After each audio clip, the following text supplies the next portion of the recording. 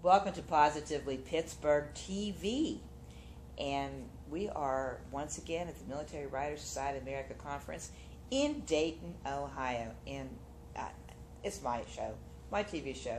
Why did I come to Dayton and why am I putting this on Pittsburgh TV? Well, because we think, me and my staff, I and my staff, we think that it's important to tell the stories of the Military Writers Society of America, and it's important to share things about history. And so we're here again because this was twice in Pittsburgh, and that's here in Dayton, and that's why we're here. So right now we're talking with Keith Jones. He's a native of Georgia, but lives in Graham, North Carolina. And he has written another book, but this one is kind of a biographical book of letters from a particular family in Abbeville County. Welcome. Thanks. And you say that these are your family history is rich with people involved in the Civil War. Yes, it is. In the Confederate Army. Correct. A lot of them in South Carolina. So in researching their units and so forth, I ran across these letters. And so decided that. Now you say you have a lifelong interest. Yes, I have, since I was a tiny boy. Okay, and in the Civil War. So, and that was you'd already written a book, another book. Right. Okay, which was a fiction. Yes, a time travel thriller called In Due Time. Okay, so you're a repeat author, and now you have put this together. And why would you think it was important to put these letters together?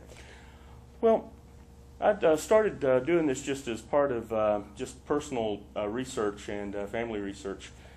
So I found all these letters, and it's like, when you run across 2, 3, 4 letters, then you can just kind of transcribe them and for personal interest. But this was 86 letters, and this covers 6 individuals. So I'm thinking, what am I going to do with all of this? This is a lot of work. And as I started researching it more, I discovered that there's a very rich story.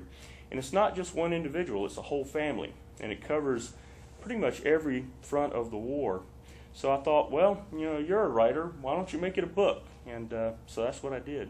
And what we don't realize is the art of letter writing is long gone.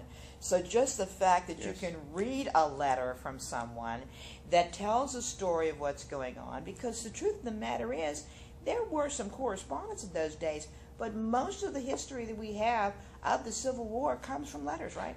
Correct, right. I discovered a lot of things about their units that are not in the official records through these letters.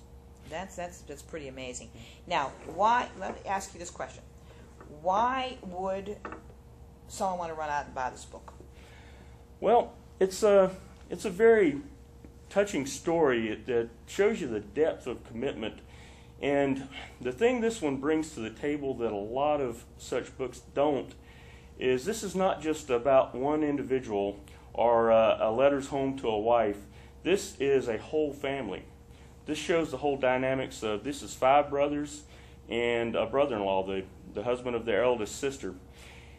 It shows you how committed to each other they were and how their lives touched one another.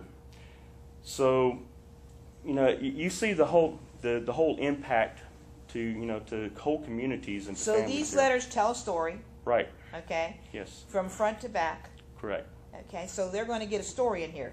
Right. They're going to get a whole story, and that's what I really strove to do is bring the whole story and how everything tied together throughout the entire war as these things were happening chronologically. Great. Well, thank you for joining me. And how would they buy The Boys at Diamond Hill? How would they buy this book? Well, they can get it either through the publisher, McFarland Publishers, or they can buy it at any online retailer. If you're in the Winston-Salem, North Carolina area, the Barnhill's bookstore carries it. But okay. Those are the best ways. And is there a website with a backstory, a little additional information? Yes, they can go to my website. It's jkjones-author.com. jkjones-author.com. That's right. Well, thank you for joining Thank you. me. And you know, we always say at the end of the day, there are two kinds of people.